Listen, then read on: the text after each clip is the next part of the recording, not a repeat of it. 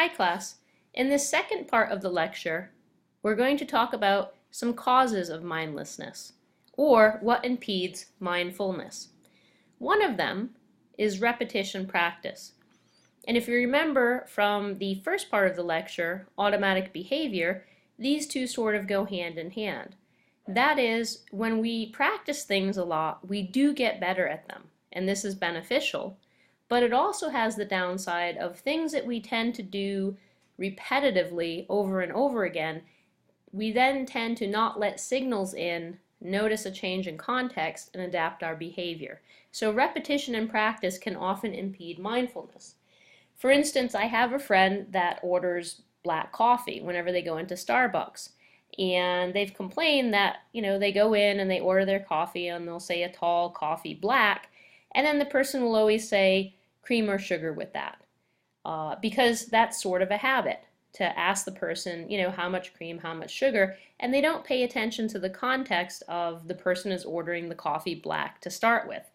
So repetition and practice at that job, constantly saying the same thing over and over to the public, makes the person less likely to pay attention to what they're doing. It's effective because then you don't have to think a lot about what you're doing all day in your job, but it also leads to mistakes when the context changes and you're no longer paying attention to it.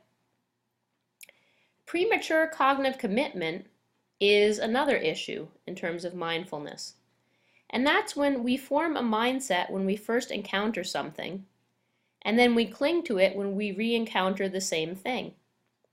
So, in terms of premature cognitive commitment, often our culture has a premature cognitive commitment about what they think about aging.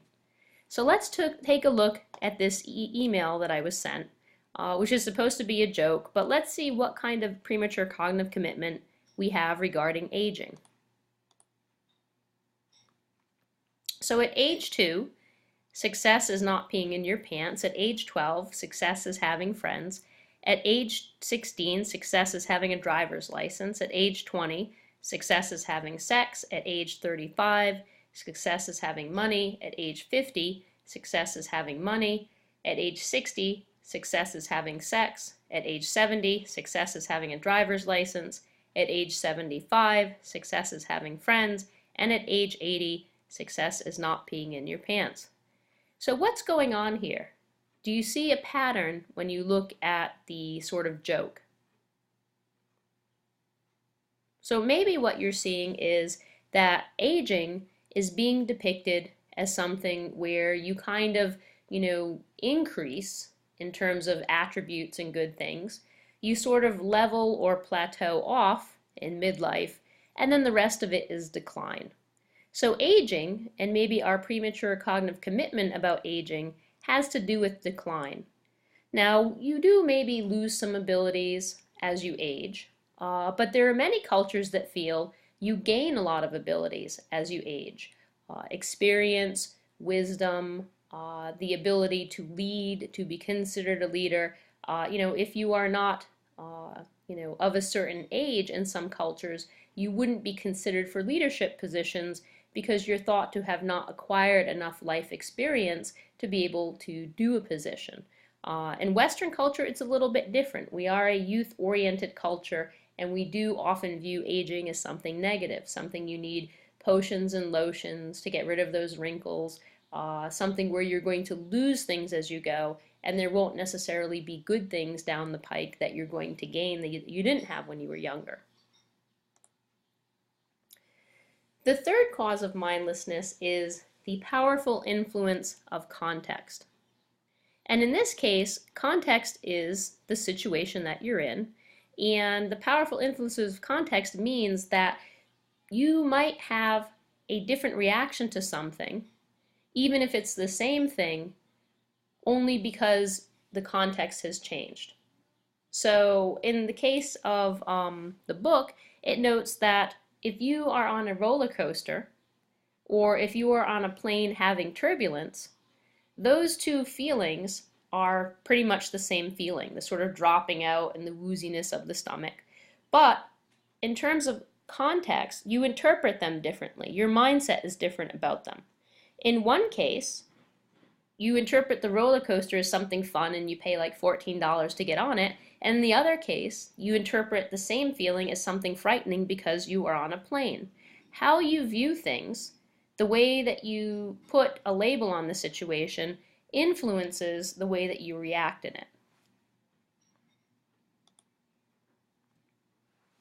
And now we'll talk a little bit about mindfulness and aging, which Langer talks a bit about in the book, and it has some sort of interesting studies and things to keep in mind, I think, as we all grow older, to sort of, have a different viewpoint of aging.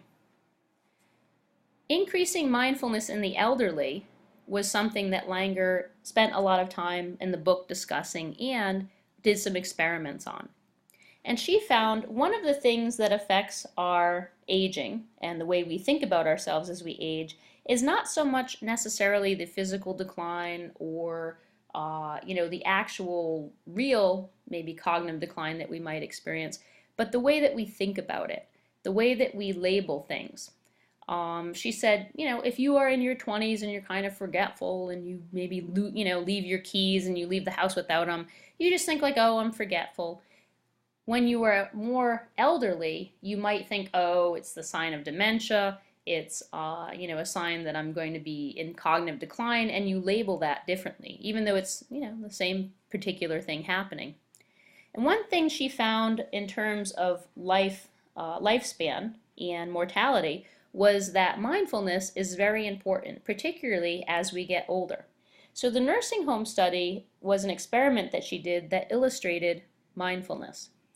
She had participants in a nursing home that were in the study, and she divided them into two groups.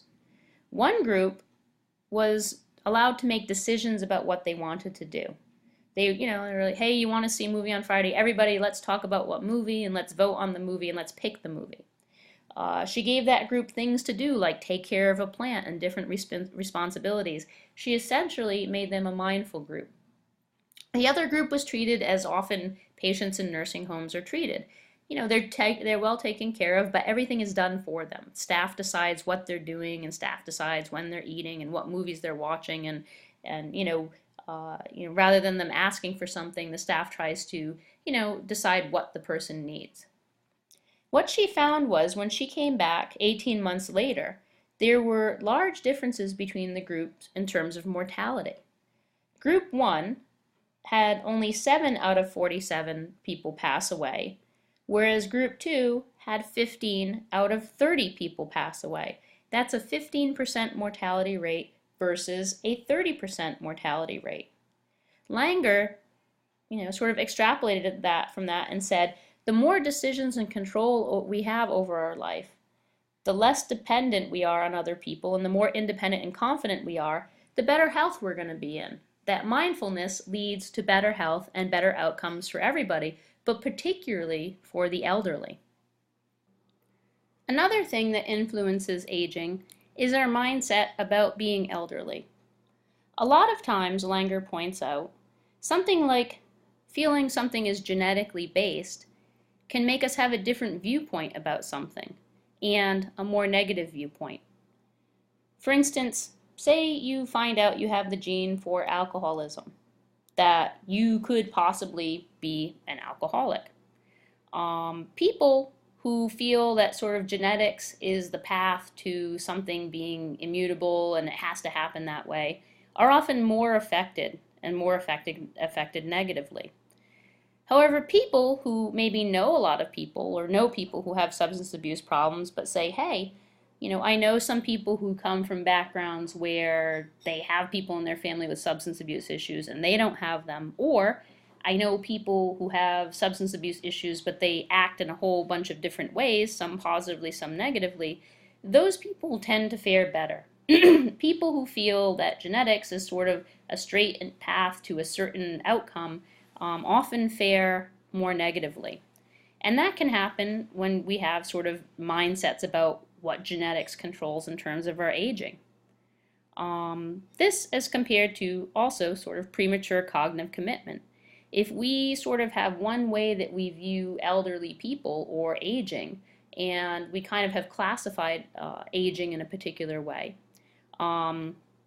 And we don't, say, well, there's a whole bunch of different ways that people might be, or there's a whole different ways of aging, and not everybody falls into that same category. Once we've classified people, elderly people in a particular way, we have trouble revisiting that category and seeing there could be a lot of diversity. This is shown in Langer's study on perceptions of senility.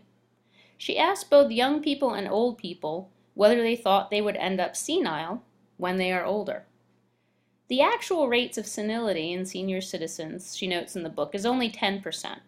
So only about 10% of people who are elderly have some form of dementia. And, a good portion of that is also mild classifications of senility, so not severe things like Alzheimer's. So when she asked young people, 65% of young people thought that they would not be senile when they were older. They were optimistic that they would not become senile. However, only 10% of senior citizens thought that they would not be senile. They were sort of, as people got older, maybe they were sort of succumbing a bit more to that premature cognitive commitment, that when you are elderly, you become, senile, you get dementia. And even though, they were almost close to the point of living proof that that is not true.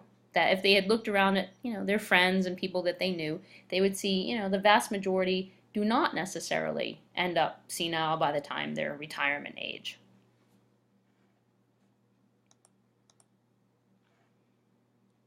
So lastly is the steps to mindfulness. How is it that we can create mindfulness and be more aware of context and our surroundings? The first is the creation of new categories. That when we are able to reclassify information, to remain open and flexible, we are much better at being mindful. To not assume something is one thing because we've been told this is how it's classified before. And to be open to new information, to be able to take in new information and evaluate it and use it properly in the context that we're in, and to be aware that there's more than one way to get things done, to be aware of multiple perspectives. So I'm going to show a clip from the movie Apollo 13, and we'll kind of end on this, where it shows the crew of Apollo 13 is sort of stuck and their air filtration supply is dwindling, and they have to come up with a very creative solution for how to fix that particular problem. And you'll see the ground crew and the space crew sort of working together to come up with, openness to, they're open to new perspectives, they're using new categories, they're very creative in their use of information. So let's switch over to that clip. Gene, we have a situation brewing with carbon dioxide. We had a CO2 filter problem on the LIM module. 5 filters on the limb. Which meant for 2 guys for a day and a half.